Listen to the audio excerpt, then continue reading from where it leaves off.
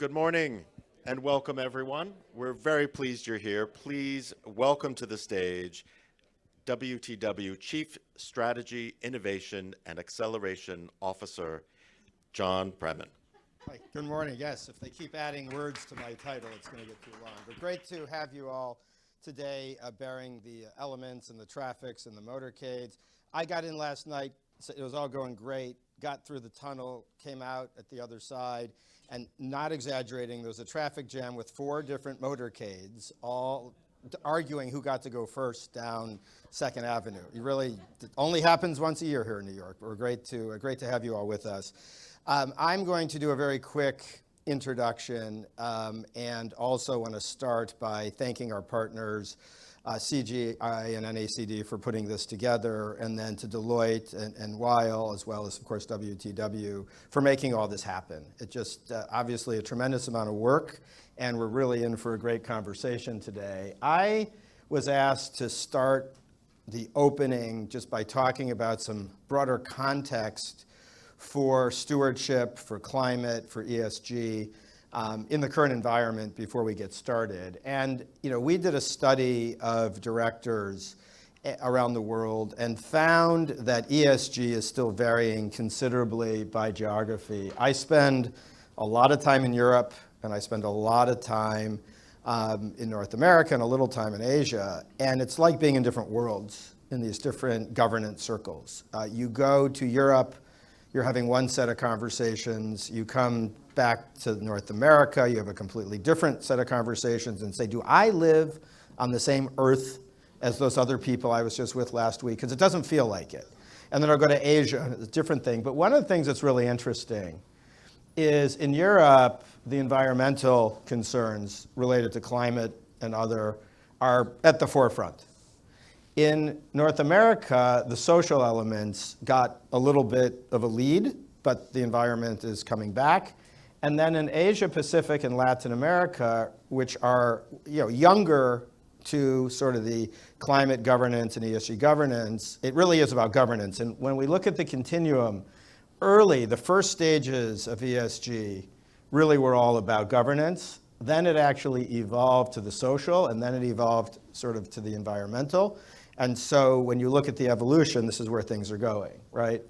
One of the things that's really interesting, and we'll talk about this in a number of our panels today, is the climate skill gap at the board level. Now, most people who make it to this room know this, but we just did this study with NASDAQ and found that about half the respondents report their boards lack critical skills in the environment. And a lot of us in the room know that, but sometimes helpful to have data. I just thought it was interesting that how much it outpaced some of the other areas. Only 15% of boards, for example, say they currently lack the human capital elements, which, again, you talk about the deficits.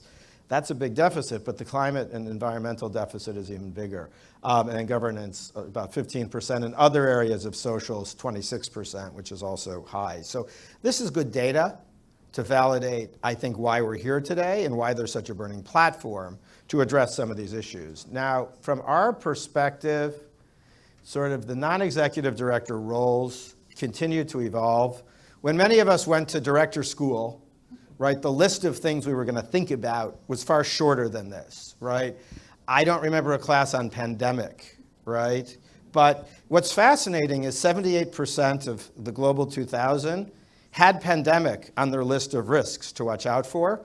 But for most, it was like, so 1918, they didn't pay attention. Obviously, it's different today, right?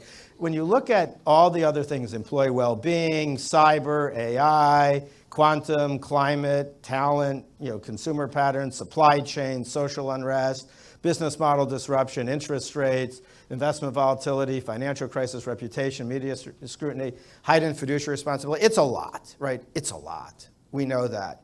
What's fascinating about the climate discussion is it hits every single one of these, right? Climate is a theme that runs through all of these. And so today we have this contextualization as we think about these issues. Now, a little trivia here at 8:30 in the morning, just to keep things fun. 1958, before many of us went to board school, S&P 500 companies were on average 61 years old. Anybody know the average age of the S&P 500 today? Anybody want to take a guess? If it was 61 years old, right? So in 1958, if you did this exercise, right, the typical S&P 500 was from the 19th century, right? True, right? Today, 15 years and dropping. It's probably 14 and a half since I put the slide together, right? Companies are changing. Companies that don't adapt, companies that don't mitigate, companies that don't change don't make it, right? And so when we talk about climate, yes, there's the social imperative. Yes, there's the environmental imperative. Yes, there's the consumer imperative. But at the end of the day, there's an existential imperative as well, that if we don't deal with these issues, we as a company may not survive. For those in Europe, of the FTSE 100 companies from 1984, anyone want to guess how many are surviving today? Take a guess. 24, right? And again, shrinking every day. So we're doing this for a whole multiplicity of reasons. We have been talking about stewardship at WTW for the last couple of years. This is a model that my good friend and colleague Shai Ganu, another colleague Don Delves, and our CEO Carl Hess developed a couple years ago because we were starting to feel some of the vitriol on ESG. We were starting to hear some of the tension. We were starting to hear some of the ideology from both sides of the spectrum in both North America and Europe. And we said, you know, we need a way of talking about this that gets away from some of that tension, gets away from some of the ideology, and talks about the key business factors that are driving sustainability. Little did we know how timely this would be.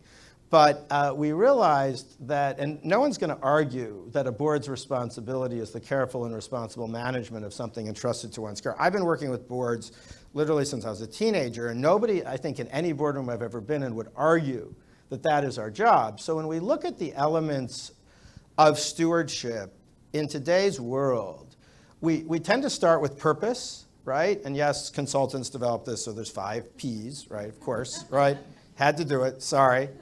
But, you know, we start with purpose, right? Which is defining and connecting our individual and organization purpose, the reason we exist, right? We've added, over the last couple of years, people, right? Uplifting and sustaining individual and shared, you know, well-being and performance. The planet, of course, but for years, right, those 3 were the big 3, right? A couple were missing. A couple are still missing. One is protection, risk, right? We can't have a conversation about purpose, people, and planet without talking about risk. Boards exist in large part to help foresee and mitigate risk, right? Nobody will ever argue that a board's role is to help address and predict and mitigate risk.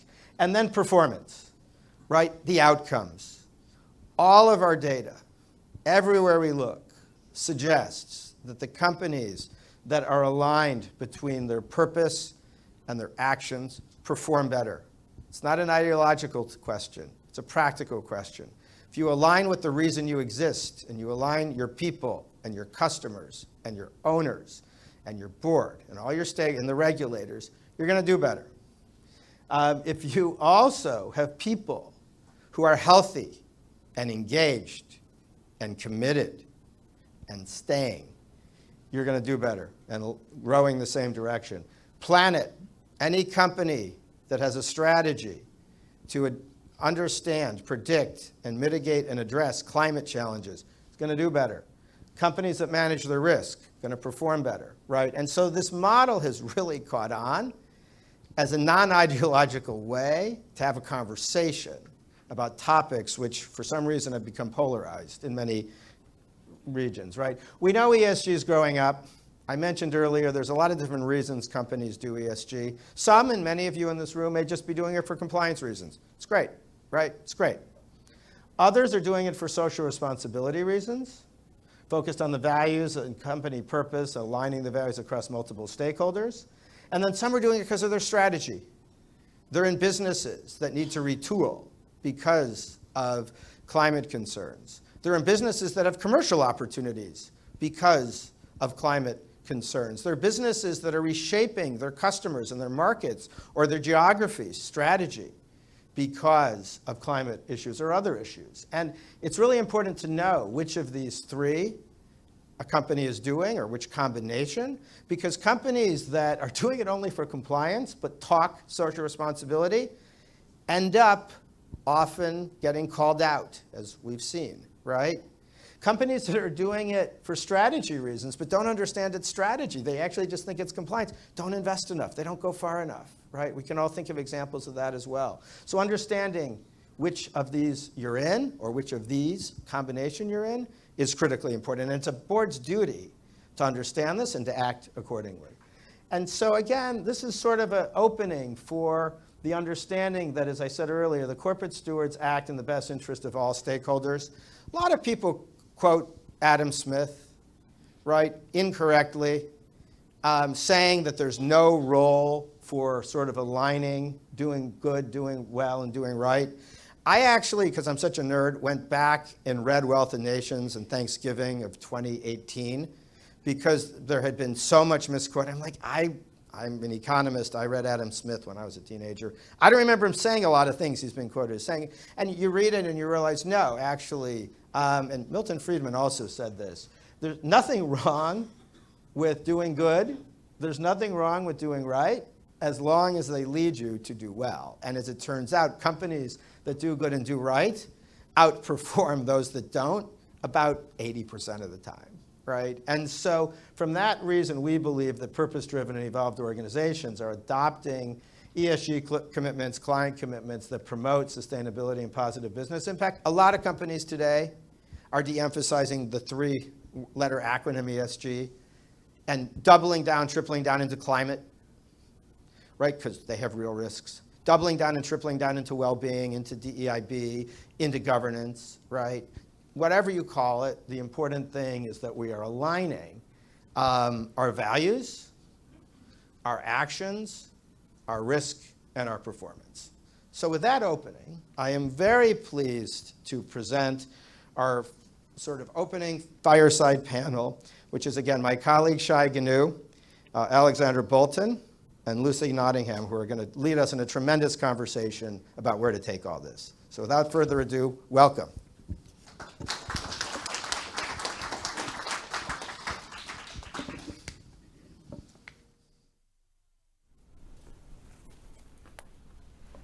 Thank you, John. And good morning again, everybody. I got in this morning, and when I landed, looking at the rain, clearly New York put out all the stops for us today because we do need rain. So thank you all for making time. On behalf of WTW, NACD, CGI, Deloitte, and all the partners, we really appreciate you making the time. My name is Shai Ganu. I'm not really shy. And for those of you who've heard me use that before, I have another one of my opening remarks where my initials are SG, which are 2/3 of ESG. So I'm in the right room. All right. Thank you, Lucy and Alexandra, for joining us for this conversation. Clearly, NACD Climate Governance Initiative, thinking about the role of boards in driving climate action is such an important priority. And I thought we'll get started with this question, perhaps with you, Lucy. In your experience, what role does business and specifically boards have to play in our collective response to climate change? Yeah, thank you. So in terms, I want to pick up on what John's remarks were, which is the notion of stewardship. So boards can be understood as the stewards of driving long-term value creation for all stakeholders.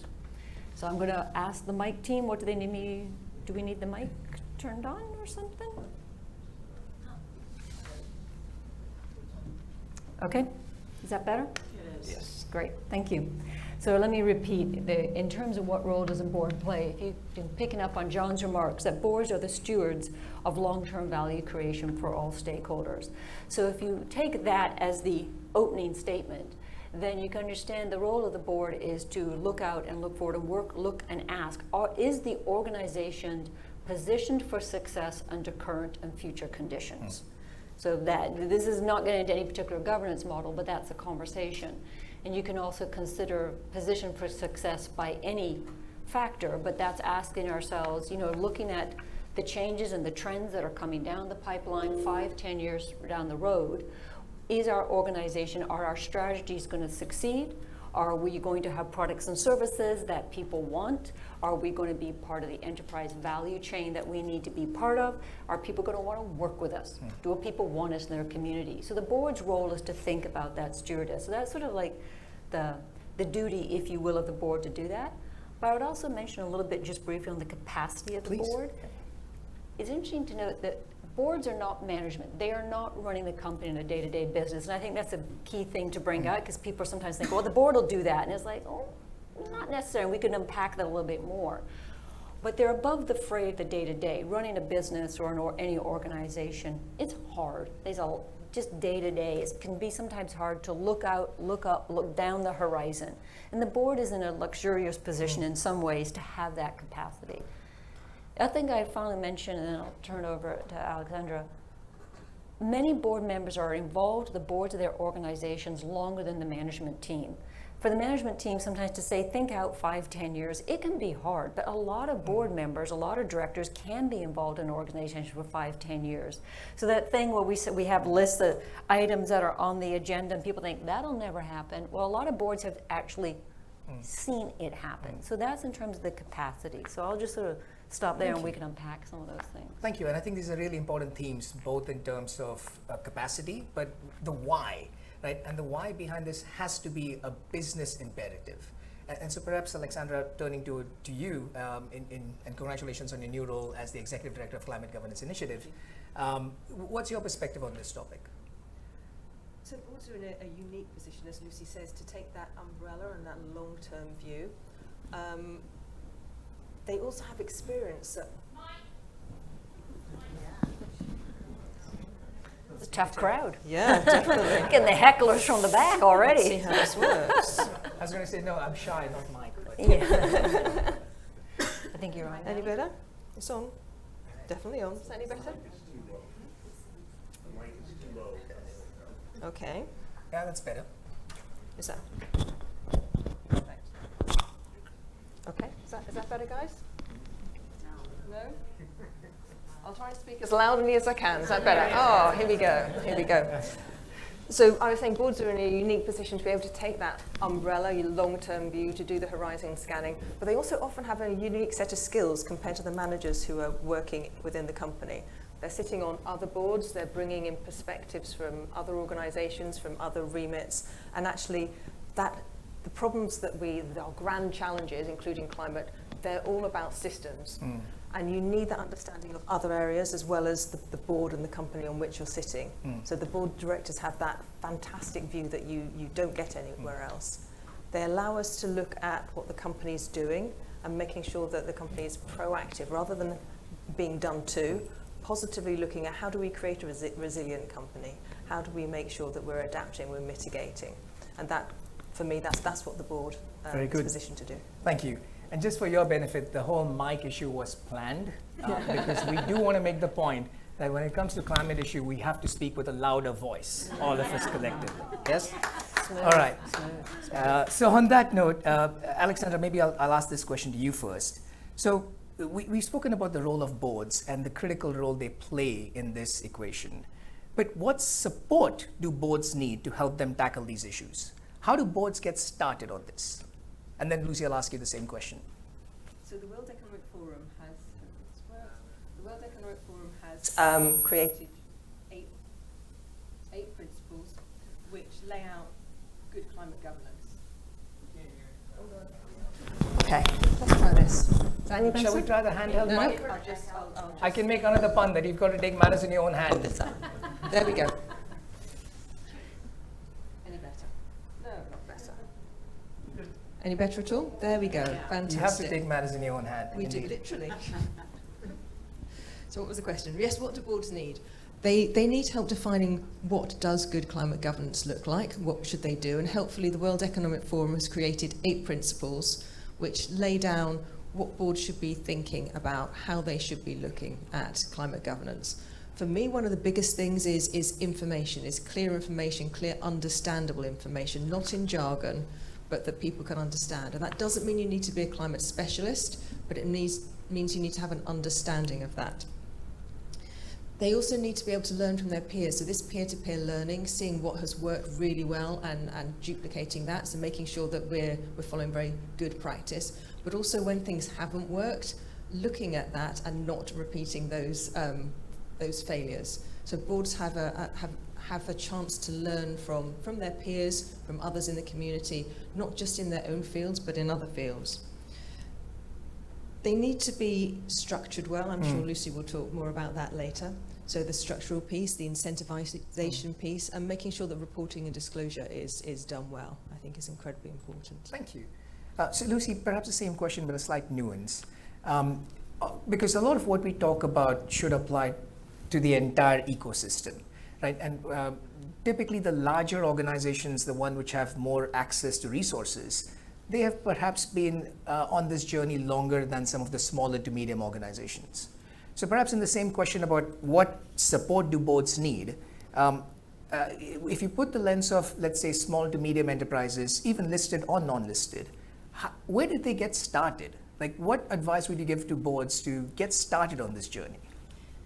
Yeah, so I think, some of the work that we've done in the NACD and surveying, so the data that's reported to us through our surveys, shows about 46% of the companies that respond to the public companies do not have climate targets, but about 40% do. And in private companies, it's 75%.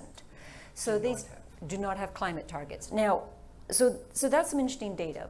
And so if I was going to say where do boards need to think about this topic, I'd say there's sort of three areas, and then we can talk about how you get that. So there's sort of three areas. One is understanding the topic of climate. As Alexandra says, I don't think you need to have a climate scientist in the board, but I think understanding the physical impacts, I'm going to use a little bit of climate jargon, but the transformative impacts of how the shift to a low carbon economy is disrupting economies and creating new opportunities and strategy opportunities within the organization, or risk where your organization could be disintermediated. So understanding the business principles, and most board members have had a very distinguished business career, and they can come in with those questions and sort of whatever the topic is, force down to some key issues that management team need to be asking. So I think the boards need to understand, what does all this climate stuff mean in terms of business changes? I think also what Alexandra picked up, boards need to understand, how do we organize ourselves? And that, I think, is a question. Who in the boardroom needs to talk about what, when? And we'll have a panel after this that pulls down some examples from that. But it's like, what committee does it go to? And when do they need to talk about what part of the agenda? Because when a conversation is talked about or not talked about will influence its priorities. Absolutely. And then the third area where boards need to consider is, what is the conversation I need to have with management? What part of the management team should be reporting on what to the board? So those are three distinct questions. And you can't just say, well, what's so-and-so doing? What's a name a big Fortune 500 company? We'll do that. That might not work for you. You might not have the same structure of the board. Absolutely. Your strategies are different. So I think there's a huge amount of opportunities to learn from each other, although you can't mimic, but the dialogue and the conversation that, say, a large organization has gone through, where they've decided to structure how they've maybe adjusted the committee charters, we're going to get into that, that creates opportunity for you to look, learn, and say, what makes sense for us? Fantastic. Thank you, Lucy. Maybe just in the same theme, Alexandra, I'll come back to you. And CGI, Climate Governance Initiative, and I should have mentioned earlier, all of us wear multiple hats. I'm very fortunate that I actually serve on the CGI Global Governing Board. One of the things that we've been talking about is capacity building and looking at training as a way for directors to get the phrase that I often use, climate literate, if not climate experts. Can you talk a little bit more about what should directors be thinking about when it comes to this topic? I mean, how can they upskill themselves? Ooh. And of course, that's a nice plug to NACD later on, which we'll come to. So there are a number of organisations, including NACD, that run really good professional training schemes.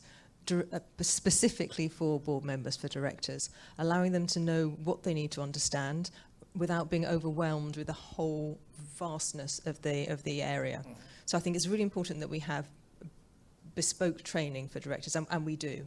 At CGI, we support chapters in various different countries. I think it's 71 countries at the moment, 29 chapters, which is great, to to provide those resources for board members so that they know where to come, they know where they can find an unbiased, clear provider of education. And I'm sure Lucy will talk more about the professional education that NACD provides. Having that available for board members, having them know where to go to look for that through organisations like NACD is vital. Very good. Lucy? Yes, I mean, obviously the NACD is a association focused on governance excellence. And as was pointed out, there's a lot of topics that are now coming into the boardroom that might not have been there before. So although the principles of governance and applying your management and business acumen that you developed, you do need to understand these topics. So I've been very excited over the past couple of years. I've worked closely to build climate and ESG. I was going to say expertise is the wrong word. That's why I'm stumbling and stalling. But literacy and education information that's targeted at the board's role. It is very easy, as you know, once you start peeling back this layer of work to get into what Alexandra and I were joking about, the alphabet soup, that your mind sort of almost glazes over and it gets confusing. So helping to understand board focus level education is very important, and we've been doing that. My colleagues led a lot of that charge of both research and peer-to-peer learning through sort of chapters or engaging, and then with the CGI, which is a phenomenal opportunity because here in the US, as the conversation showed, you know, the ESG conversation is in different places in different areas. So I think where organizations can tap into others who have gone before and think about how did you structure that? What was the question? What was the dialogue that you needed to have as an organization to decide how we're going to structure ourselves? I think it's a phenomenal capacity for directors to share around the world. Thank you.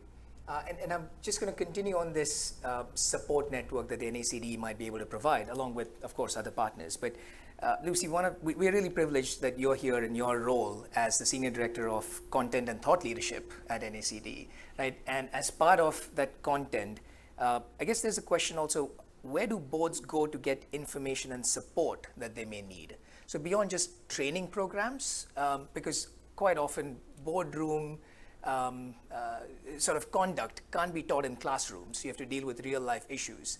And sometimes you just need to phone a friend. Sometimes you need to have access to repositories. You need to have access to a network. So anything you might want to share about how can board members tap onto that broader ecosystem? Well, I like the idea of phone a friend. That's quite a good one. But joking aside, that actually does. I mean, as we mentioned, a lot of board members do sit on multiple boards. So there is that opportunity for cross-pollination and cross-learning. So I think that is jokingly, but actually an item.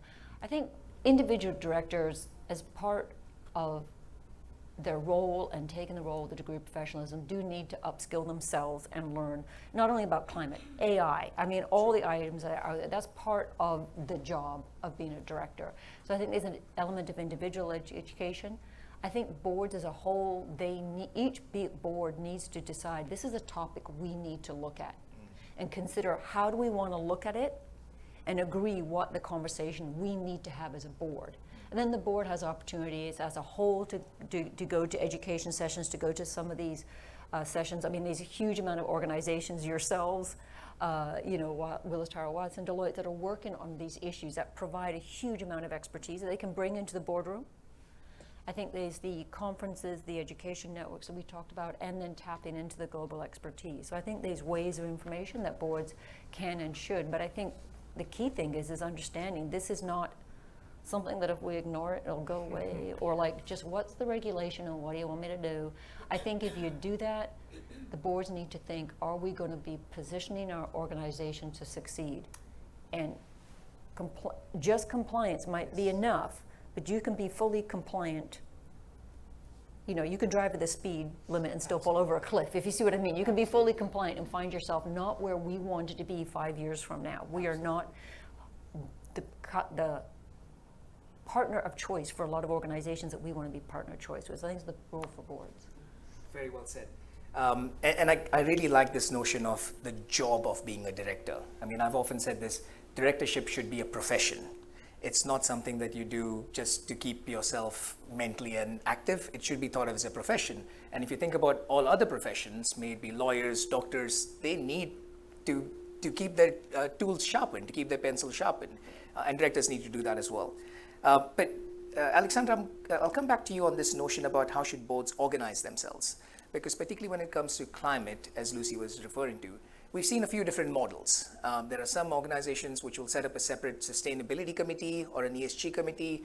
Some say that this is a management committee responsibility. Some do it as part of the audit and risk committee. And some look at this at the full board level. I'm going to ask a question for which obviously there is no right answer, but what is the right model? Or rather, what are the learnings that you've experienced? That's a really interesting question, Shai. And my personal view is that there isn't a one-size-fits-all answer. But it's about making sure that it's integrated at all levels of the company appropriately, that there are feedback loops involved, and thinking really carefully before you put in those structures what works for your company. Because it won't be the same answer as someone else's, but what works for your company. Look at what other people have done and then adapt that for your specific organization. Well said. Well, one thing we've noted is in industries that are typically heavy polluters or more sort of where the industry focus is much more prominent, we do see dedicated ESG committees or sustainability committees. But the point is well made, no one size fits all.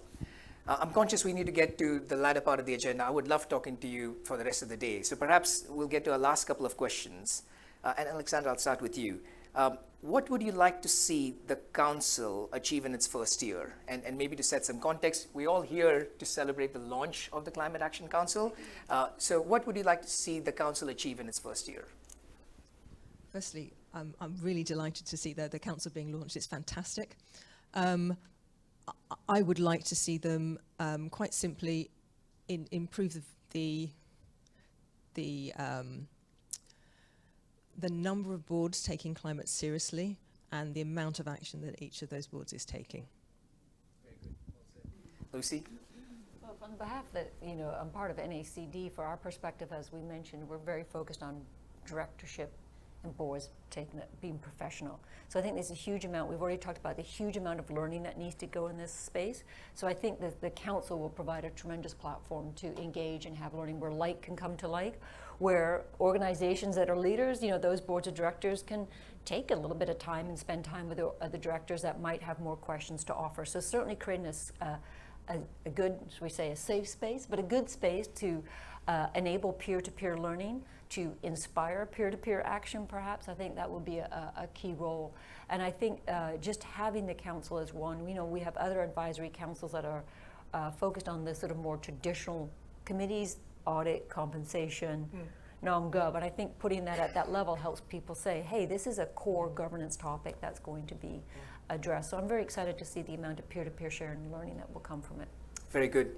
I'm conscious of time, so perhaps my last question. For all the directors here, either physically present or online, or even aspiring directors, one sentence, what counsel would you give them as they're thinking about this issue?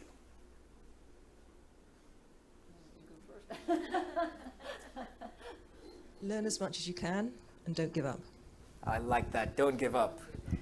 Well said, thank you. Lucy?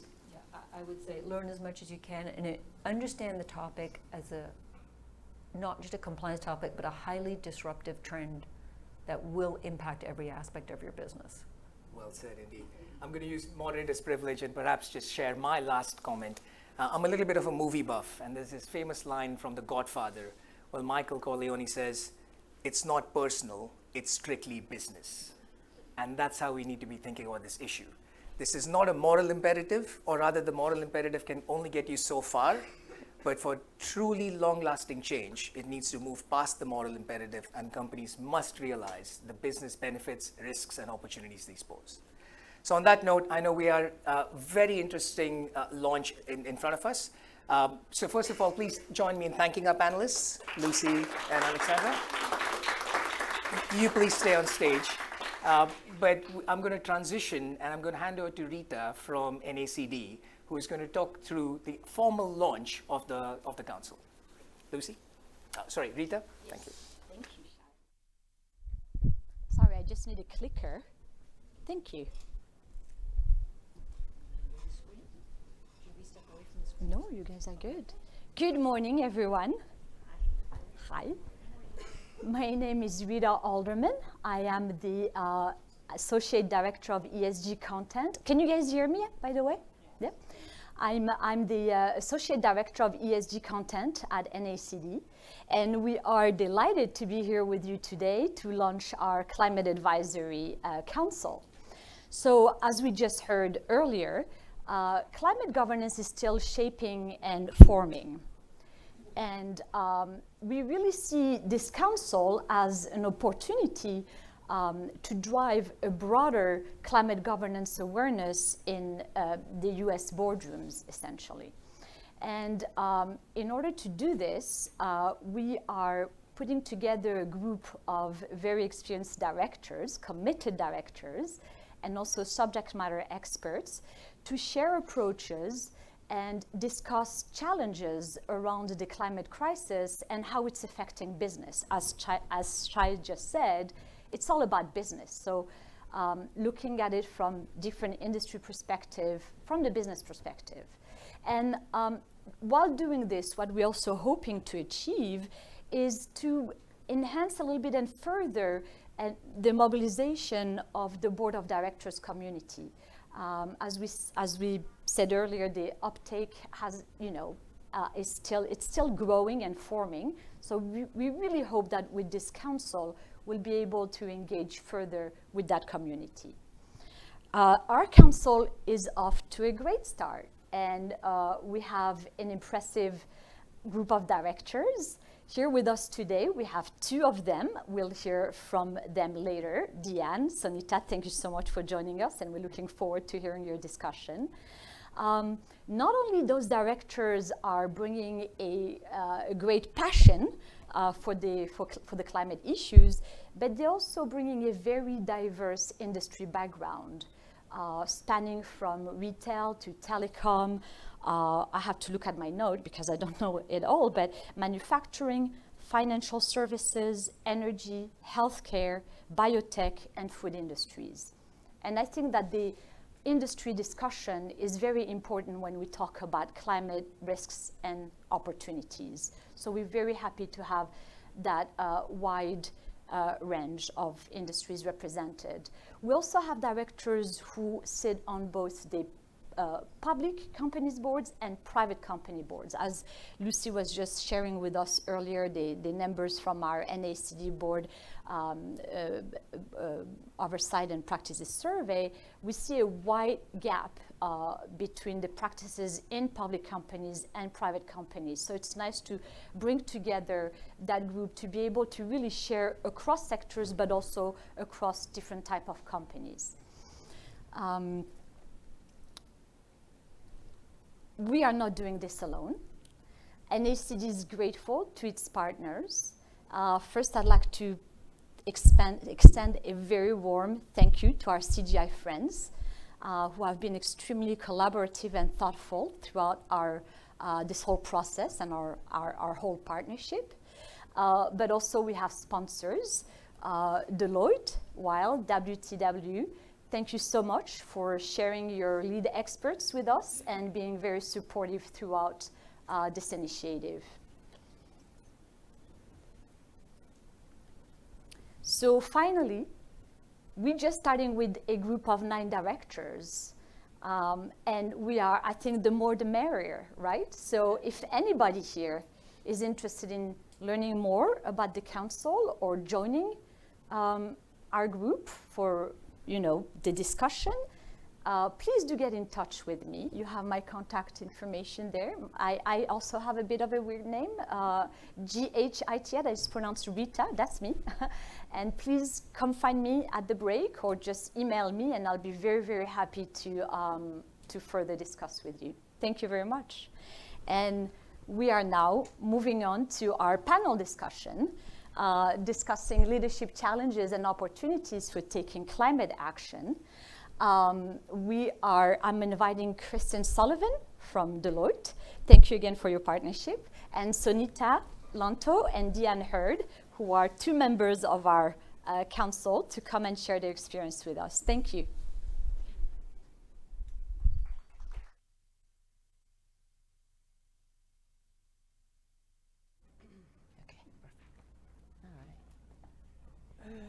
Navigation. navigation. Navigation. Yeah, this is. I'm glad we're all. Oh, yeah. On the Okay, perfect. yes, the high top chairs here. Well, good morning, everyone. So pleased to be here with you. The discussion so far this morning has been fantastic. Other than the rain, I can't imagine a better way to kick off Climate Week, really focusing on this important launch of this council and the critical role of directors in really accelerating sustainable development and the needed attention to climate. So I am so thrilled. I'm Kristen Sullivan. As introduced, I lead our Deloitte Sustainability and ESG services. I also serve as one of our global leaders, leading our audit and assurance, sustainability and climate services practice. And I'm so thrilled to be here with, as you heard introduce, Sunita Lanto, an accomplished public director with expertise in ESG, digital transformation, and cybersecurity. She currently serves on the boards of Sunrun, the largest consumer solar company in the US, and at TrueBlue, a global workforce solutions company that in the past 3 years has connected more than 2 million people to work. Prior to her over 25-year global career focusing on ESG, digital transformation, and innovation, she was a senior executive at HP, Siemens, and PG&E, where she led programs that have delivered positive impact to businesses, consumers, and society. She's a purpose-driven leader who's passionate about technology for humanity. She's been recognized by the White House, the US State Department, and inducted into the Asian Hall of Fame and the Women in Manufacturing Hall of Fame. So really thrilled to have you with us, Sunita. And Deanne Hurd is an audit committee and financial expert and ESG authority. She served on the boards of 4 public companies and 7 private companies across retail, medical devices, cloud-based SaaS technology, pharma, biotech, financial services, telecommunications, and manufacturing industries. Is there an industry you have not covered? I don't think so. Perfect for this conversation. She served as the first independent director for Eileen Fisher, a very well-known purpose-driven organization manufacturing and selling luxury women's clothing sourced and manufactured under stringent sustainability guidelines. And she's also an independent trustee, governance and nominating committee member, and audit committee member for Pax World Funds, the first mutual fund family to invest only in companies that demonstrate a commitment to sustainability. And she also chairs the audit committee of Martin Engineering and sits on the nominating and governance and audit committees for Peckham Industries, where she chairs the ESG subcommittee. So with that, you can tell we have a tremendous level of expertise here, and really thrilled and congratulate you both for becoming members of this council that's being launched today. Maybe Sunita, we'll just start with you, and then Deanne, just maybe some additional perspective for the audience on your role with the boards that you sit on, and the perspective on the council. Yeah, sure. So I serve on 2 public boards and 1 private board. And I serve on all the committees, you name it, audit committee, nominating and governance, compensation committees, and one of my board, innovation technology, is a big deal for us, so we have a standing committee on that. And I would say like I'm not gonna talk too much yet with regards to where the boards are, but I would say it's really a range of maturity with regards to boards are, with regards to climate or ESG, and I'm sure we'll have an opportunity to chat more about that today. I'm just thrilled, and I hope can you all hear me? I'm just thrilled that we are pulling together an organization of directors to be able, in this advisory capacity, to be able to talk about these things. You know, the question was asked, you know, where do you learn about, where do you find out who's actually measuring net zero for a manufacturing company, and so on and so forth. So I think it's just really important to have a space, a safe space, where directors can share information and not feel foolish asking questions. I'm so excited. This is wonderful. Great. Well, we're going to get into a really, really in-depth conversation with some practical considerations. I did just want to acknowledge, we know we do have some participants online, and so feel free to interject questions, and we'll make sure we get those filtered into the conversation to the degree we can to make this as interactive as possible. And same goes for the audience. We want to hear from you as we get into this discussion. So clearly the panel just before and I think the introductory remarks really set the stage very well in terms of really this fundamental shift that we're seeing in the market, right? Where risks and opportunities related to climate, broader ESG issues are creating measurable financial impact. That's why regulators care, that's why investors care, and that's why we're seeing this rapid mobilization and corporate attention. And it's got to be underpinned by a strategic focus and an effective governance structure that really enables integration and meaningful data and disclosure. At Deloitte, we've conducted some research from an economic perspective, our turning point research that really sized that over the next 50 years, the inaction around climate could cost the global economy $178 trillion. On the other side, on the flip side, meaningful action around climate over the next 50 years could generate $43 trillion to the global economy. So measurable financial impact, and that's really the prioritization for directors as we see it today.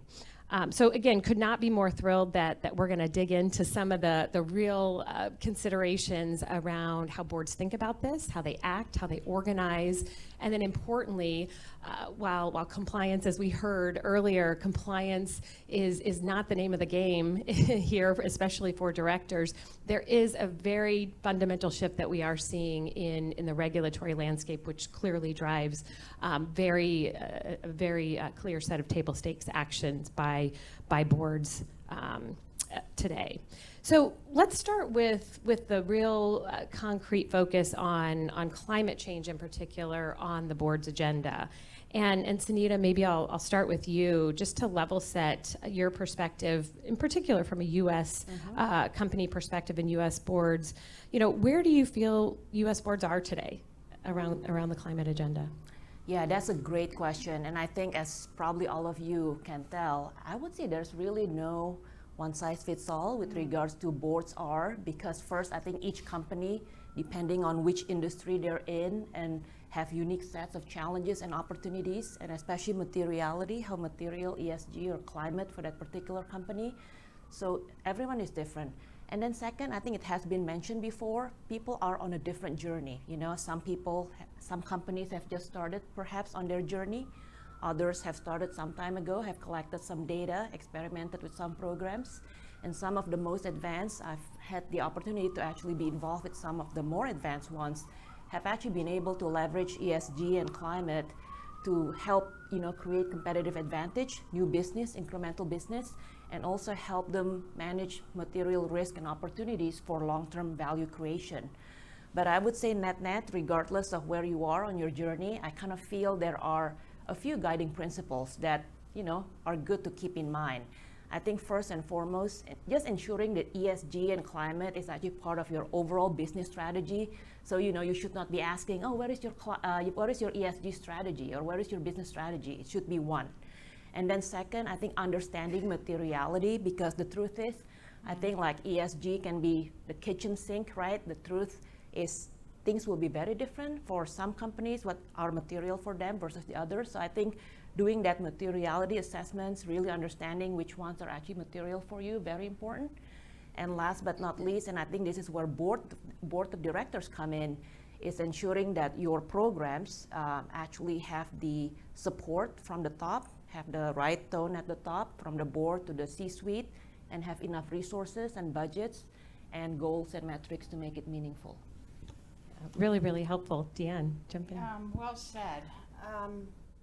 I think it's important for everyone to know that as board members, we are fighting the fight, okay? I mean, we're in the boardroom and we are the ones trying to advance the company on the three initiatives that Sunita, you said. Let me give you a perfect example. One of the companies on whose board I sit, some time ago, I introduced the topic of ESG. And the chairman of the board, who is also the principal shareholder and the patriarch, so private company, family-owned company, very large, multinational organization, said to me, Deanne, why don't you give us a little talk on ESG? Please do a presentation on ESG. So I did.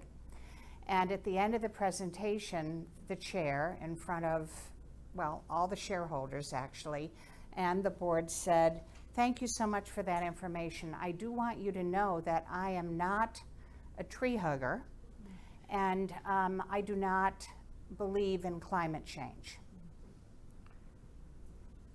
Now, what do you do with something like that? I mean, I said, well,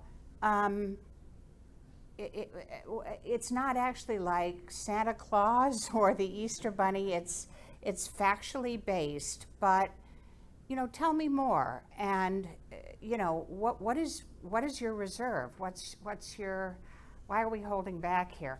Anyway, the more he talked to me, the more it gave me a chance to think. And at the end of it, I said, why did you ask me to give the presentation on ESG? And he said, well, because our principal customer worldwide has sent us a form and wants to know, as a member of their supply chain, what we're doing with ESG. And I said, so isn't that interesting?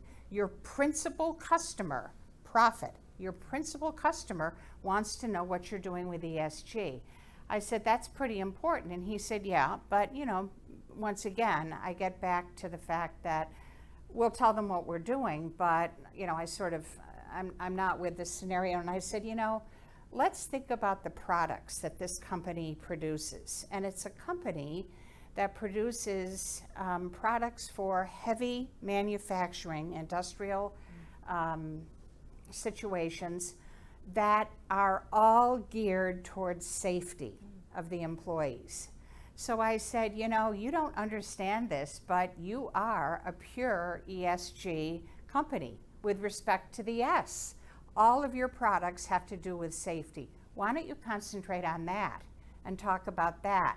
So in the boardroom, we had a shift, and all of a sudden, the light bulb went on, and the gentleman said, well, yeah, our customer wants it, and okay, now I get it. So, as board members, you have to be able to articulate, but also be, very, very hard-nosed. You have to keep pushing. Love that example. And actually, maybe, Deanne, to continue with that, I know it was referenced on the prior panel as well, this, on the board's agenda and thinking about the role, overseers of risk, stewards of long-term value. Another example I know you shared when we were preparing for this discussion was really, opening the aperture so that directors can really adhere to strategic importance, strategic priority, and really look to ways to unlock the value creation potential, perhaps new business lines, new markets to penetrate. So I know you had another really great example to share around that. And this really gets back to what was said earlier in the presentation of just really looking at climate as an opportunity. Mm-hmm. It's an opportunity. The whole world shift is an opportunity. The story goes as follows. Once again, as a board member, I was asked to lead a strategy session, and once again, someone earlier said, one of the learned ladies in the previous, management knows what they're doing, but what can the board do? And what the board can do is to think outside the box. Mm. So this strategy session brought in a series of trends, and we asked the members of the management team, working with the members of the board, to think about how the trend would affect the company in the future. The company is a road and bridge construction company, okay, privately owned, very profitable, very large. So one of the trends that I brought up was ESG, and specifically climate. And it was at the end of the session, and the CEO said to me, Deanne, we love you, you're adorable, but you know, we lay asphalt, okay? We build bridges, we lay asphalt. We're one of the most carbon intense industries in the world. So what's going on here? So I said, well, keep it in the back of your head. We just need to think about this. As we went through at the end of the session, we listed the assets, and one of the assets listed by this company was land. We had excess land that was not being used. Why would a road and bridge construction company have excess land? Because we bought it up, we bought the land around our quarries, being good citizens, so that we would, really it was a buffer for the noise. But all of this property was sitting there unused. So I said, well, here's a good opportunity. Why don't we put up wind farms? Why don't we put up solar panels on this unused land? And, you know, maybe we could sell the electricity to the grid. We certainly could use it for our own operations. So what this did, this is a brand new revenue stream for this company. And one of the challenges the CEO had given us was, I would love to find something that brings the company money in the winter. Because we can't pave roads in the winter. We can't build bridges in the winter. Well, guess what? The sun shines in the winter and the wind blows in the winter. So here's a perfect example of two things. Number one, the board thinking outside the box, the board bringing in experience and expanding the horizon to think, once again, outside the box, but also a perfect example of looking for an opportunity to seize on something and generate new revenue. This company is now the leader in the industry, and the industry has gone into some wonderful things. RAP, recycled asphalt pavement, you know, if you're out watching a road crew, they scrape up the asphalt, they churn it up, and they reuse it. So circular. So the company's become a real leader in the ESG space, and I think that's fabulous. So, end of story. Great example. Really love the practical considerations. Sunita, back to you. What are some of the considerations you believe that boards should take as it relates to oversight responsibilities from a strategy as well as disclosure perspective? Yeah, I think as mandated disclosures coming in many jurisdictions, you know, with the SEC here in the US, and I heard recently California is going to require that as well. I would say there will be increasing expectations for boards to really provide effective oversight for climate risk and opportunities. And as investors, not everyone, but some investors and regulators start looking at it as a financial risk, I think there will be expectations in the public disclosures that companies do that they actually demonstrate an understanding of this risk and actually have programs and strategies to mitigate. So some consideration, I think, for board members, and I think we've seen before, boards are at different places with regard to their knowledge. I think first and foremost, boards should be knowledgeable about the types of climate risks that are material for that particular company and be prepared to be able to advise management in both the development and implementation of some of the strategies. And then second, I think it would be a good idea for boards to get familiar with some of the major frameworks, the TCFD, the SASB, greenhouse gas protocols. You don't have to be an expert, but it would be good for you to just be familiar with those. And last but not least, depending on who you are, where you are in the journey, what kind of materiality is relevant for you, just decide what is the appropriate board structure in order to provide, you know, good governance so that climate and ESG actually gets enough time and attention in board discussions. Because as we all know, you know, board materials are hundreds of pages. Everything seems to be rush. You know, you meet like for a day and a half. I think board needs to decide from an agenda perspective and from a corporate governance structure perspective, what is the appropriate structure for that? Really, really helpful. Did you want to jump in? You know, I was recently in a boardroom where we had a very heated discussion about where ESG should sit in the boardroom. And let me advance a solution, which is where we came out. One group said, no, no, no, we need a dedicated group of people who know about ESG, who can push the agenda. That says we need a separate committee, right? Then we had other people saying, no, that's totally wrong. That's totally wrong. You know, the S should be in our Human Capital and Compensation Committee. The E, okay, fine, we could put that in audit. And clearly the G belongs in nominating and governance. So I don't understand, you know, why we need a separate committee. It should be part of the whole organization. So what we did was we came up, and that's the subcommittee that I'm chairing, we came up with a task force that is going to drive the company's agenda for a period of time, probably a couple of years, and we have a charter, and so, you know, that's very important. You know, don't do an ad hoc committee without a charter and so on and so forth.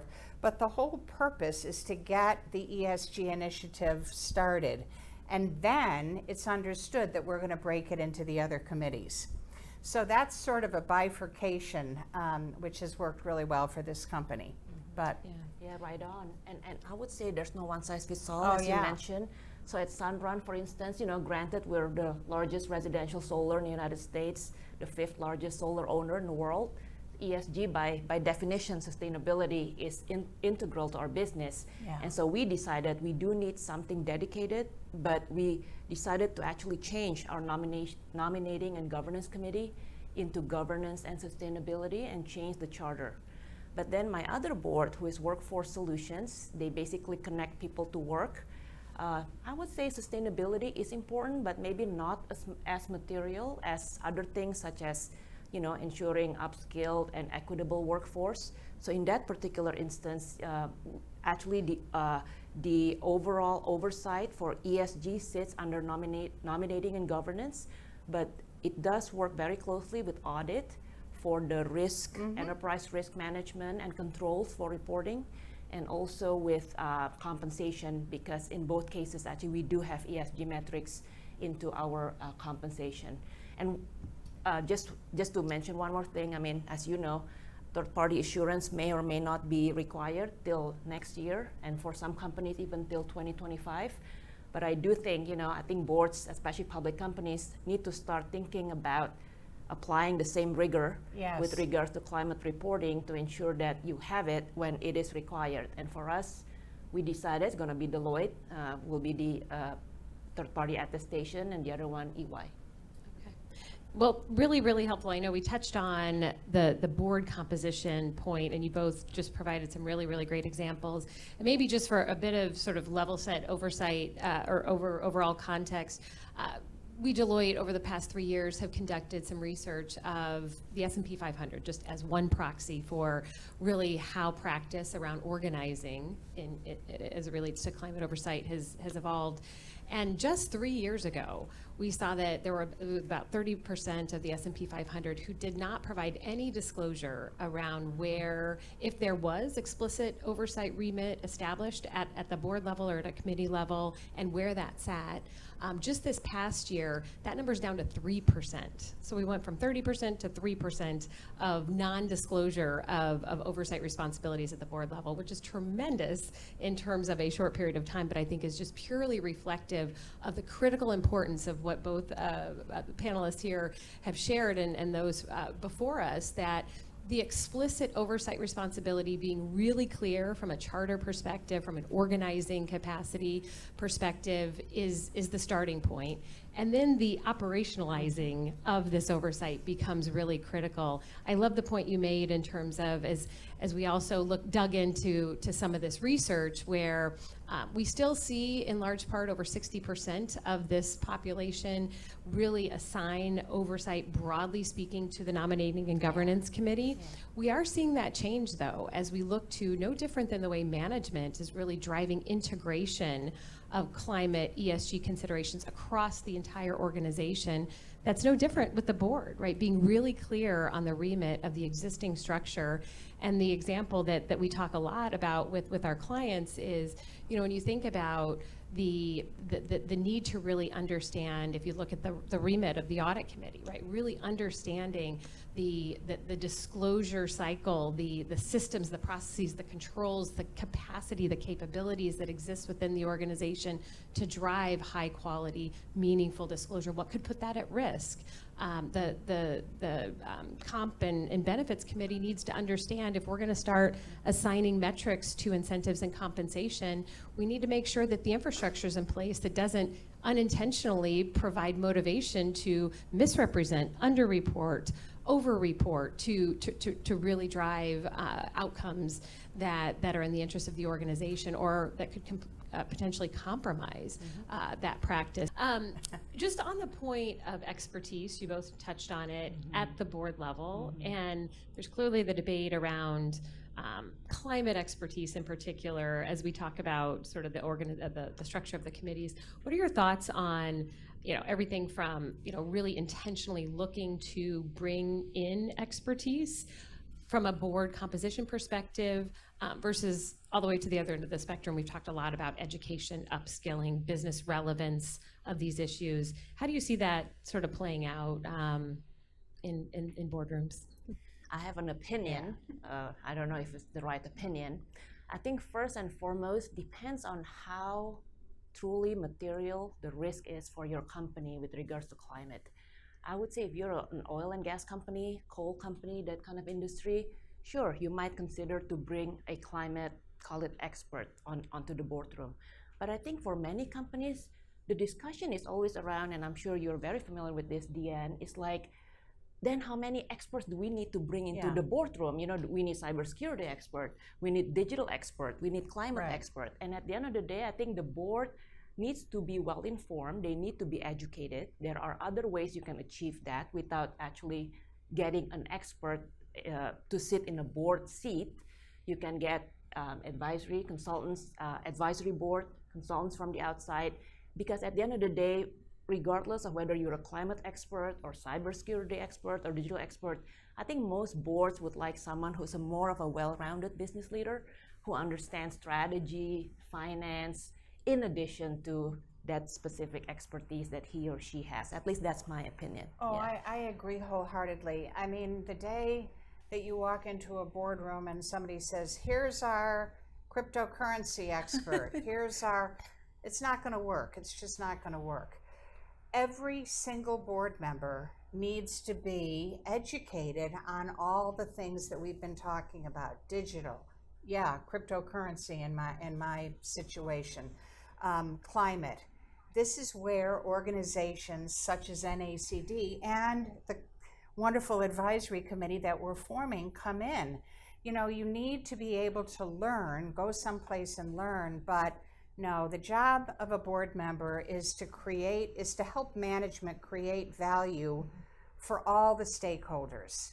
So sure, you have a skill set matrix and you have people that are audit committee experts and so on and so forth, but no, you should never have pigeonholed expertise. You go outside for the expertise, and let me make sure that I say, bring the expertise into the boardroom. You know, every time you have a strategy session or quite frankly, on some of my boards, we do it every quarter. We bring in someone from the outside to talk about digital transformation in the case of Eileen Fisher, or to talk about climate and so on and so forth.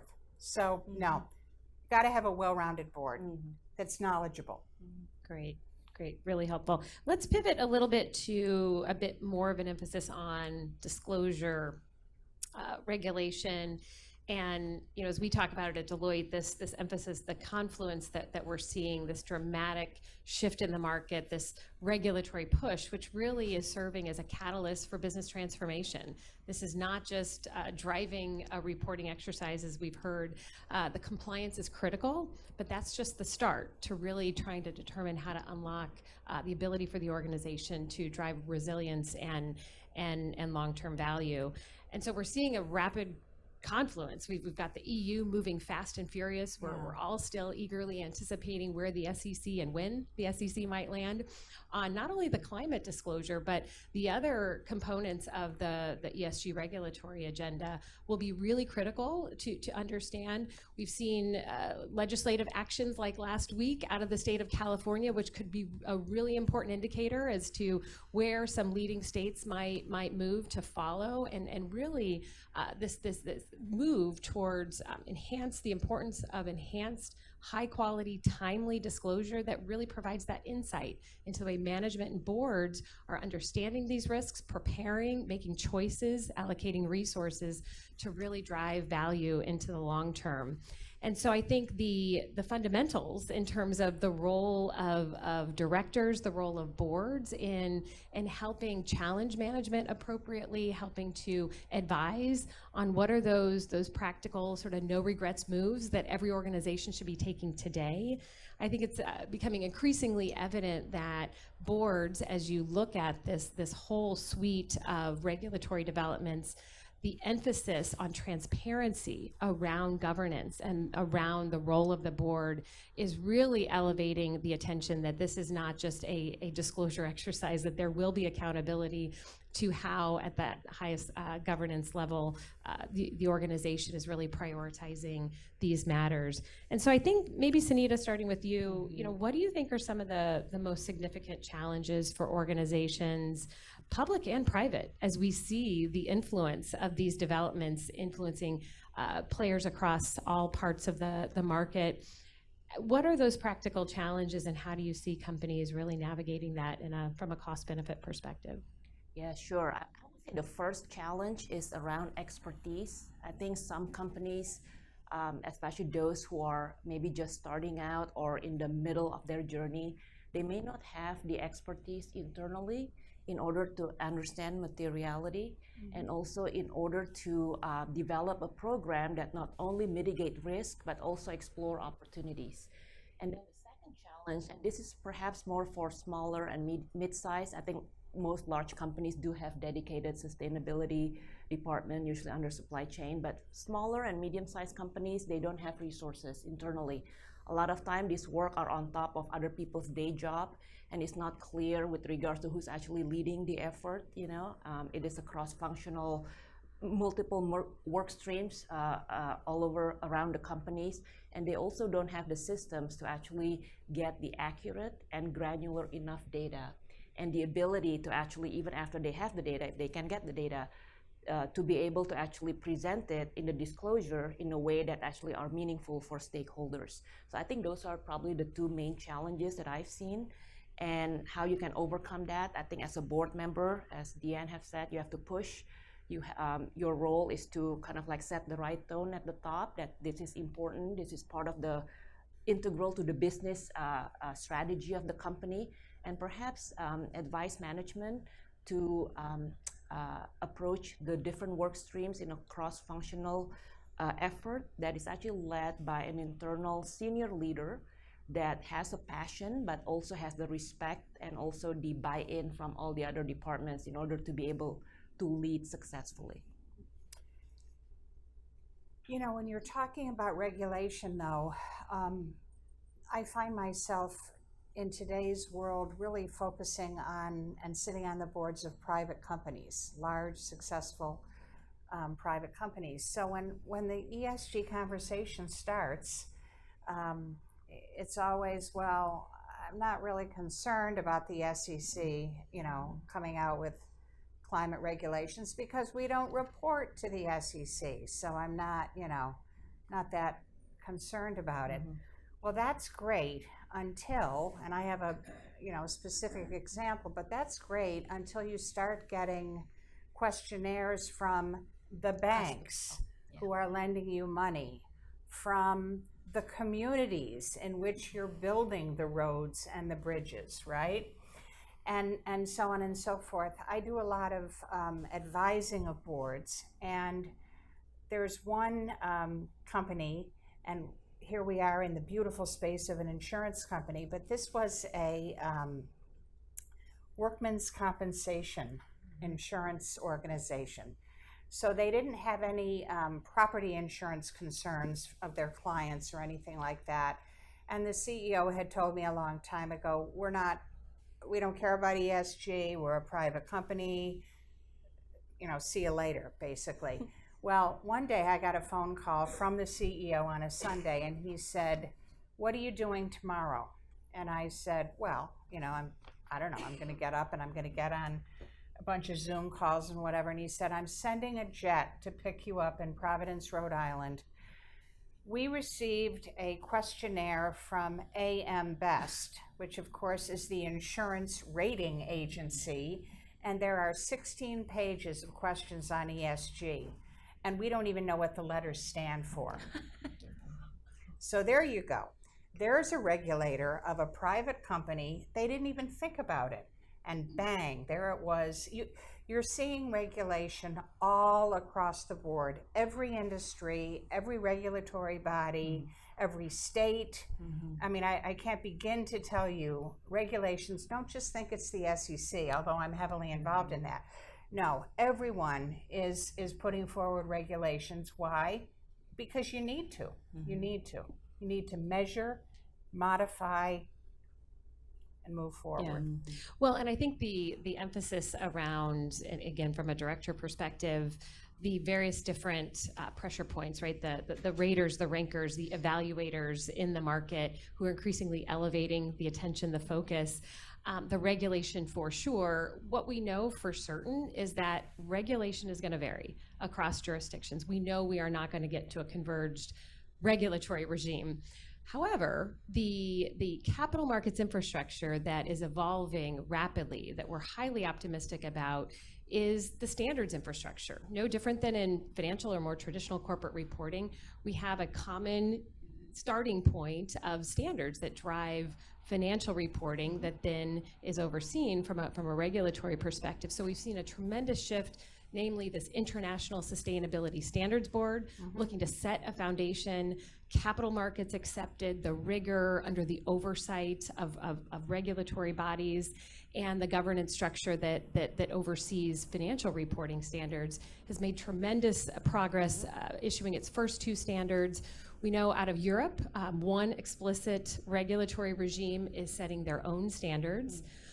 Really important developments, though, over the last month or so, a couple of months, where we're seeing a high degree of alignment and cooperation that will really help companies, help directors understand what is that roadmap? How do I really chart that course so I really strengthen my ability to be prepared as these regulations go into effect? And then importantly, as we look to the accountability regime, we know assurance, this independent validation stress test, enhancing the confidence and reliability of information that's been missing for so long.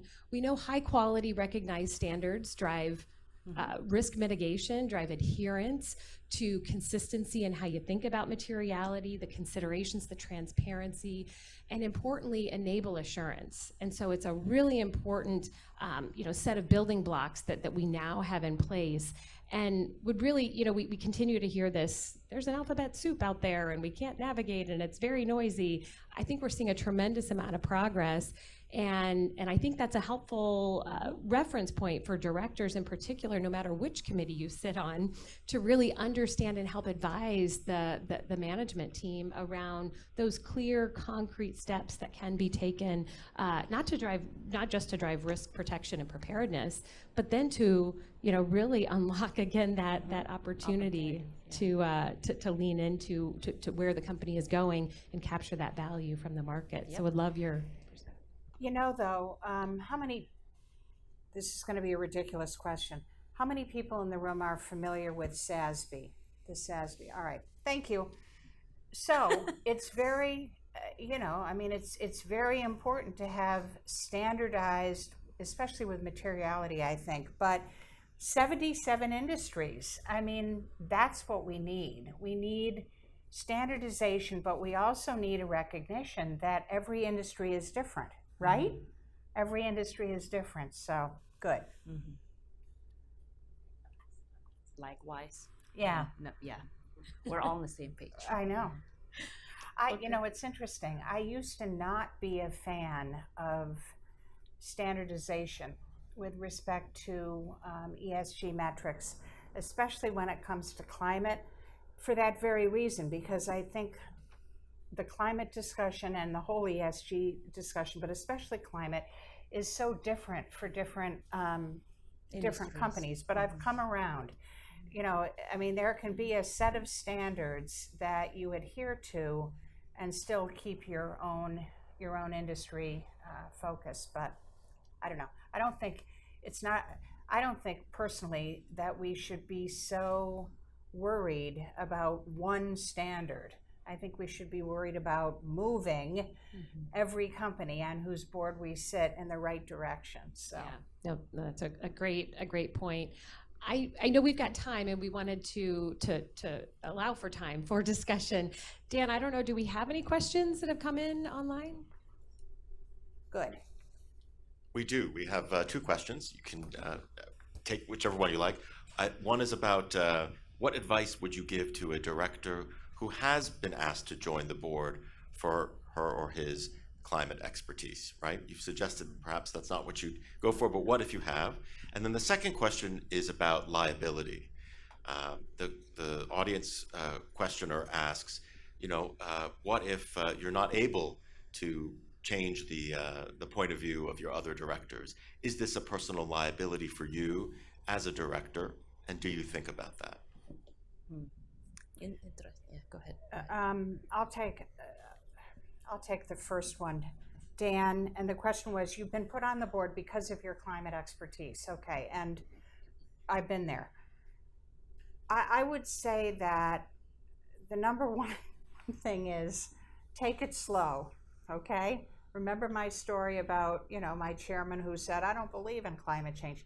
Take it slow. But the first thing that the board should require the company to do is to gather together what the company is already doing in a CSR report or a stewardship report or an ESG report.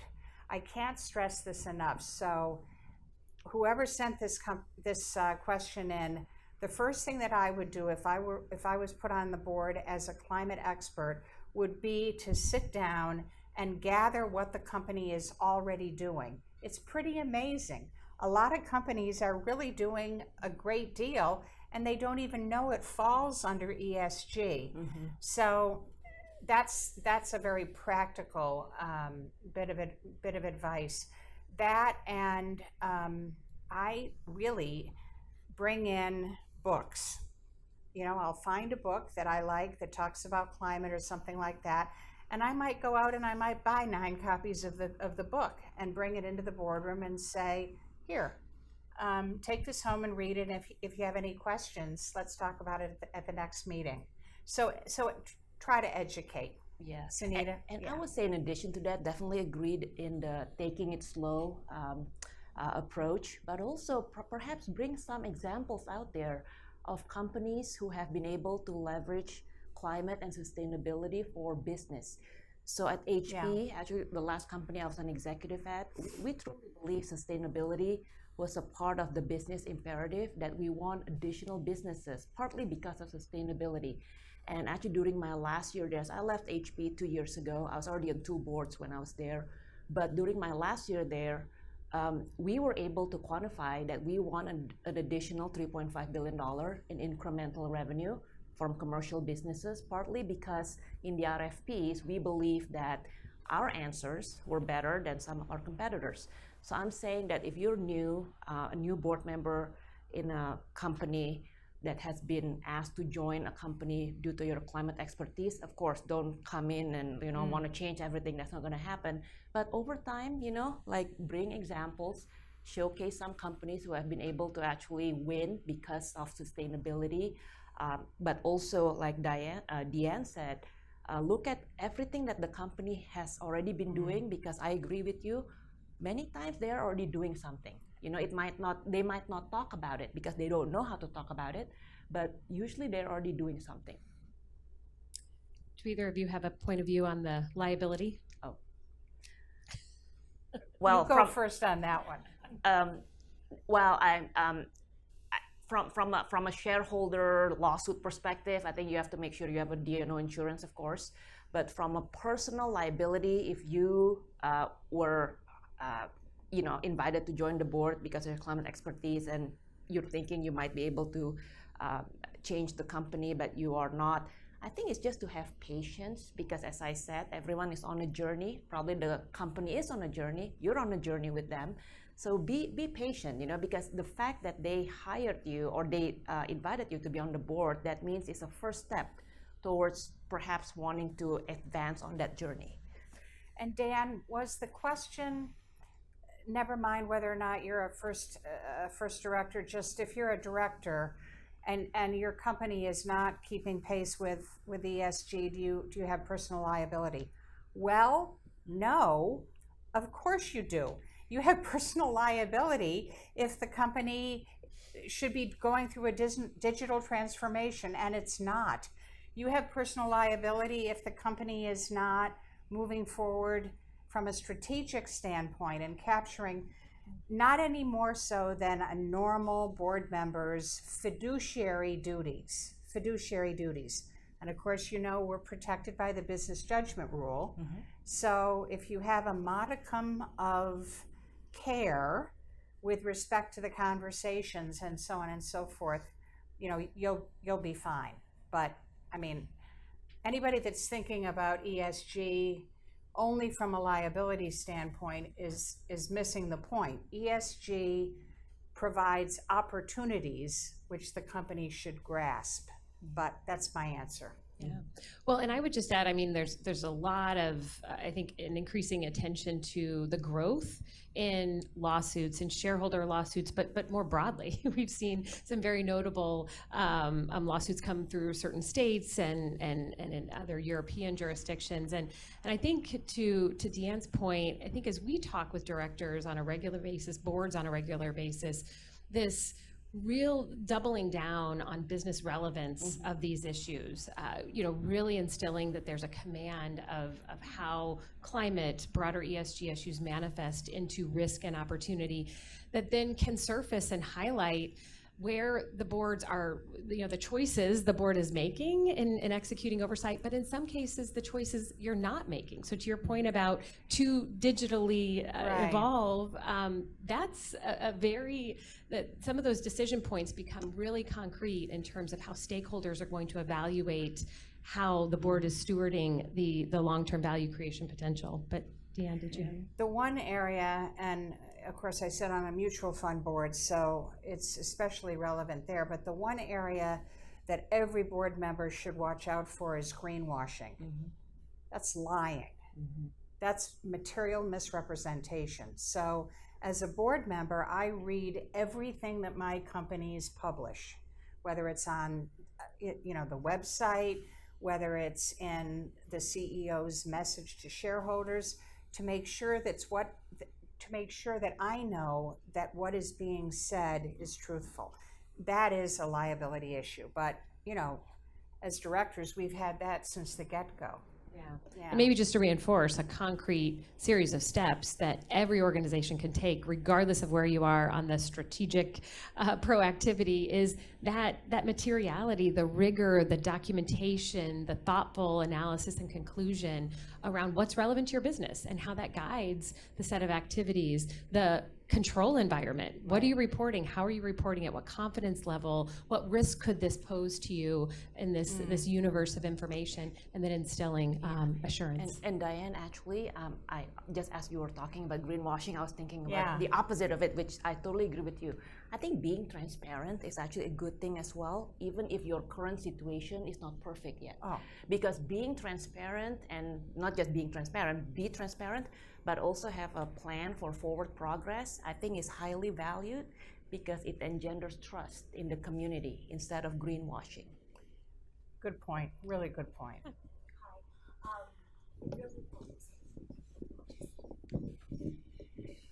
Really interesting conversation. Thank you so much. And a question just popped up around the point of greenwashing. So I know at the start, one of the statistics that was shared was that about 40% of public companies have climate targets, oftentimes around net zero.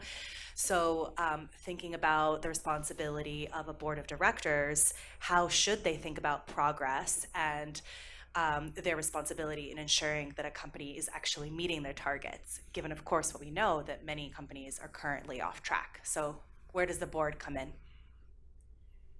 I'd love to answer that. In the SEC filings that a public company does, there is something called forward-looking statements. Every public company goes online or whatever and says what they think the next quarter will bring.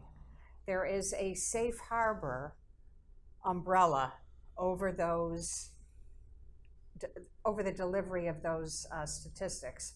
The same will be true when it comes to net zero targets. I would say if you don't have a target as a company, you will never get there. You will never get there. So you should not be afraid of setting a target because you're not going to get there, because the world will understand. And we're not getting there, are we? No, we're not. So we've got to adjust. We've got to figure out why. But without a target, we will not get there. And from a liability standpoint, I can tell you, at least with public companies, there will be a safe harbor. So say where you think you want to be and go after it. Yeah, and I want to add to that, to Diane, unfortunately, the kind of like skeptical viewpoint is both CEOs last 4 or 5 years. The target is like 2040 or 2050. He's not going to be around, right? He can agree to it, but he's not going to be the one who has to meet it, right? And I think some of the ways that I think boards can avoid such a, I mean, first of all, if you have that kind of CEO, then, you should not have him as a CEO, but, there are many of them because, average lifespan is 4 to 5 years and the targets are 2040, 2050. Right. I think you have to set an interim targets internally, and you have to figure out a way to align short-term incentives and long-term incentives of the executives to some kind of targets. I'm not saying the target has to be net zero. You have to determine what is the what are the factors that are the most material for your company, and set some interim targets that executives that are tied to executive compensation, if that makes sense. Good point. Mike Wallace for Persephone. Deanne, you brought up a really great point about the customer asking your company for this type of information. What's the board's role in looking at its own supply chain, and what are you doing to work with suppliers? Yeah, there could not be anything more important than looking at your supply chain and making sure that the members of your supply chain are additive to your goal and not really putting up a roadblock, which was the example, quite frankly, that I gave. Eileen Fisher, one time in a board meeting, I said, "What's the most important thing to you, Eileen, going forward?" And without even hesitating, she said, "Supply chain." Mm-hmm. I want to know that my cotton is produced in a manner that is kind to the people that produce it. She puts money into the communities where she, does have her supply chain. She changes her supply chain. She looks for women-owned businesses. So there could be nothing more important, well, except for strategy and risk, than looking at the supply chain. You have to do it, and that's a board member's role. It absolutely is. So thank you, for sure.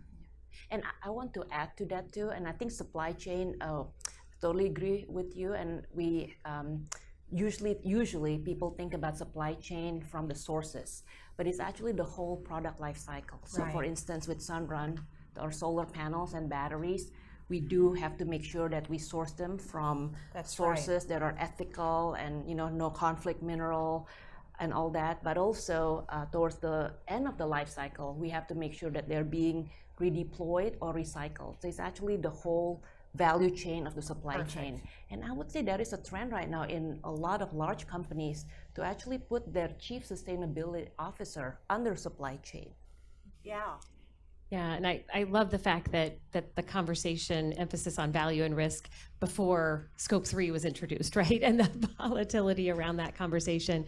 But I think it does help surface and really put the attention on disclosure, perfection. It doesn't exist in terms of Scope 3, but the tool that Scope 3 really enables is that ability to surface and better understand risk in a more timely manner, as well as identify where are those opportunities to really capture through the value chain. And I would say for most companies, unless you're oil and gas or coal companies, most of your emissions come from Scope 3. I think about 80% Right. of your total emissions come from Scope 3. I love your point, though, that, you know, you're part of a circle, right? You know, don't just do the bottom end of the circle of where you're sourcing. Make sure that what's happening. I love that. To your I see we've got a couple more hands, and I know we've got a few more minutes, so. Hello, I'm Michelle Tuvison. I'm from University of Cambridge, also a board member of Resilience. Nature has been a really big theme this year so far in Climate Change Week. So can you tell us a little bit about are your boards preparing for the nature-related risks and what they're doing? I can go first. So for Sunrun, actually, nature in terms of warm weather, fire, and all that affect us both in our ability to install, solar on our customer homes. The risks are, let's say, they can actually delay some installations, and then depending on weather pattern and all that, it can actually reduce the efficiencies of our solar panels, and so weather completely affect us in that sense. And there are ways that we're trying to deal with it, but one of the things that we believe that we are helping with our business is that we provide an alternative resilience for our customers so that they can actually not just depend on the utilities but have source of generation at their home location, if that makes sense at all. I love that question. It's further out, isn't it? We're getting there. We're getting there.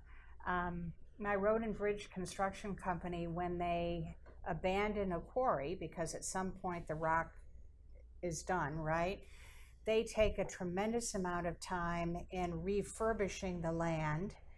And in some cases, it becomes a beautiful park. But in one situation, it became a huge bluebird sanctuary.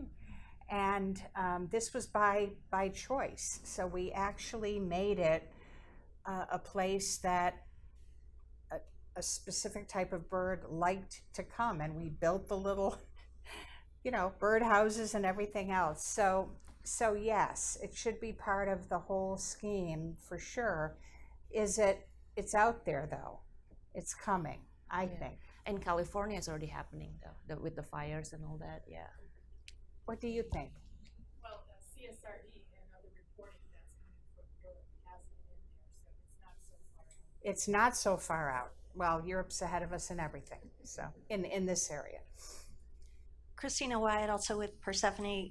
Kristen, what an amazing panel. This is truly fantastic, and Sunita and Deanne. Deanne, question specifically for you. What do you see the role of ESG being in M&A transactions? I suggested this as a panel for NACD Summit. It's tremendously important, and all those different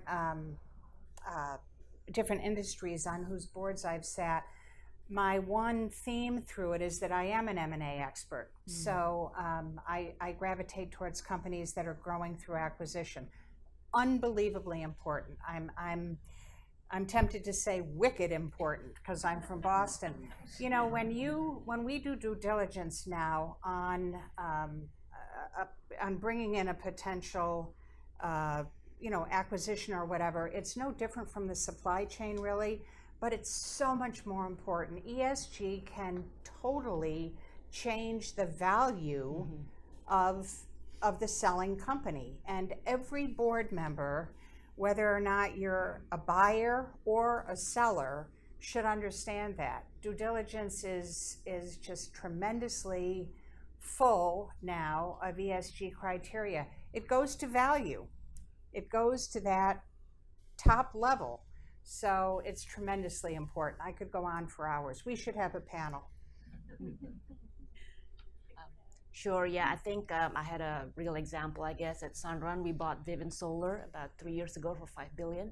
And I would say during the due diligence, definitely we had to make sure that, you know, they source their solar ethically, that, you know, the workers that they use to install the solars, they don't have to be a union because we're not a unionized shop, but they have to pay prevailing wage. So, you know, a lot of these kind of ESG factors went into the due diligence before completing the transaction.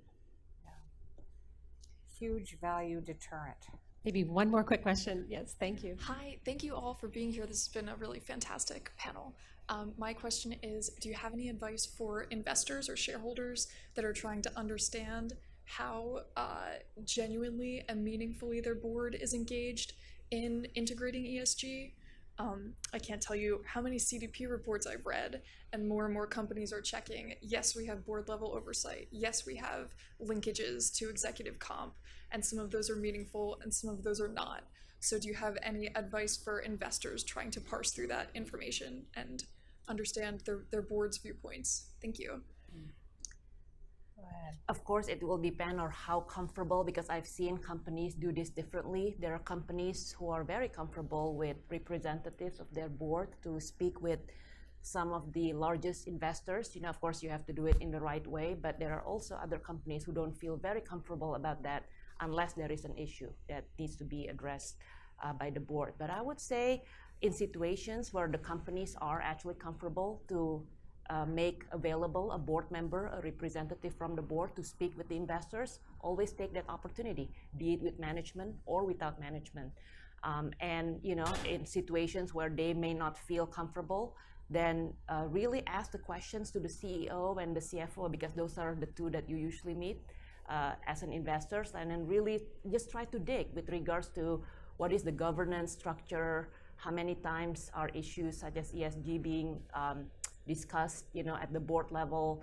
And of course, as you've mentioned, there are many other information out there. You can look from the proxy, look at the executive compensation. Do you truly believe that, let's say, metric that they use as an ESG metric in the compensation, and then see, is it only in the short-term annual? Is it in the long-term incentive as well? Is it in both?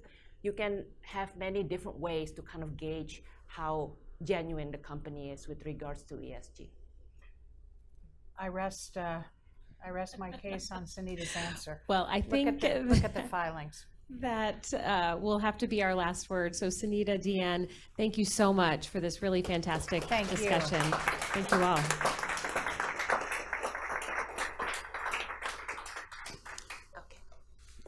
And to welcome us out, or close us out, provide our summary and closing, we have Ade Haliger from Wild Gotcho.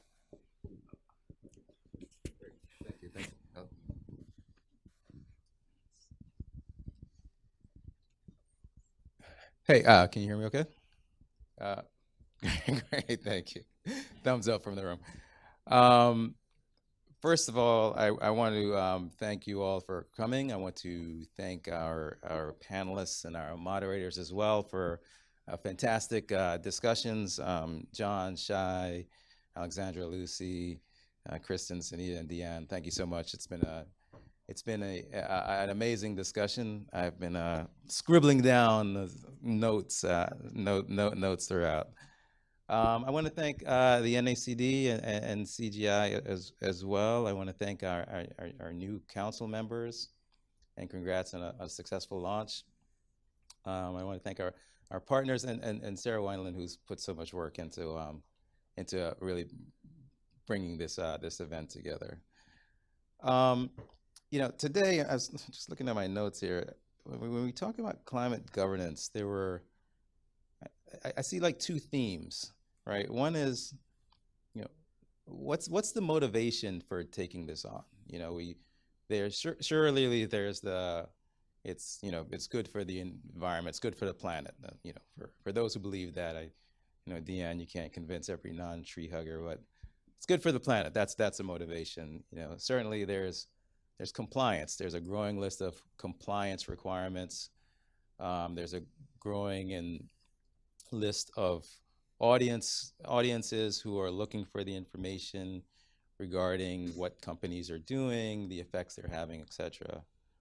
But then also there was which came up many times today. There's the strategic opportunities and risks, and if that come from, like, you know, our shifting to a low carbon, for example, and sustainability and such. And if you are a director of a company and are not considering, you know, the opportunities and risks that this presents, then are you effectively fulfilling your fiduciary duties, and your stewardship to long-term, you know, value creation, et cetera? So that's you know, one of the sort of the themes I really took from this. You know, regardless of where you stand on the issues, regardless of what you think of compliance and the regulation, and what will the SEC do, and CSRD, and what does that mean, and you know, all the acronyms and such. At the end of the day, you know, are you really looking and evaluating what the opportunities and risks are to the companies on the boards, you know, on the boards of which you sit? And then the second thing, which we hear a lot too, is like, you know, how do I go about this, right? You know, I'm not a climate expert. You know, what I do, and you know, and I tell people I'm not concerned about the how, right? You know, I'm confident we'll sort out the how, or the how will be sorted out, right? Because we've been here before, we've seen this before, right? You know, 25 years ago, it was the internet, and no one knew how that worked. But it didn't, you know, prevent us, and I don't know how the internet works, and I'm sure many of us don't, but it didn't prevent the technology, but it didn't prevent us from considering the strategic opportunities that presented, what that was going to do to, you know, how it was going to shift businesses. This is not new, right? We've seen it with cyber. You know, when we first started talking about cyber, it was like, oh, well, I'm not a tech company, I'm an asphalt company, right? This is not important to me. This is not relevant to me. But again, it's something else that boards tackled. We're seeing it now with, like, AI, where, you know, many of us may not understand what's happening there, but it's not preventing us from, you know, considering what the strategic opportunities and risks that this new technology has. So I'm confident that boards, having dealt with, like, these seismic shifts, can deal with this one as well. So I'm not concerned about the how.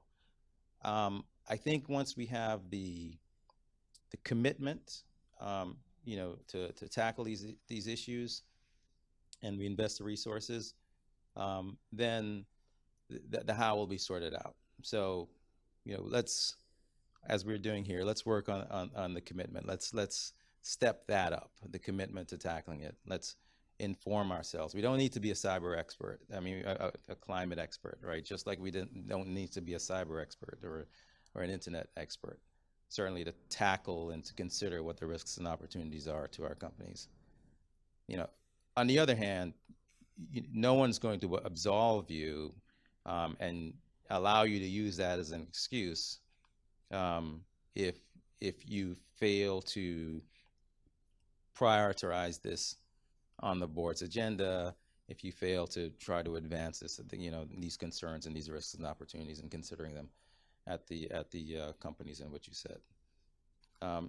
So I leave you with that. We'll sort out the how. Let's get the commitment going. We'll sort out the how. And so with that, I want to just, you know, thank everyone for coming. Rita, I want to thank you so much for doing this and putting this all together. We can, for everyone, Rita's given out her information. We'll post that again.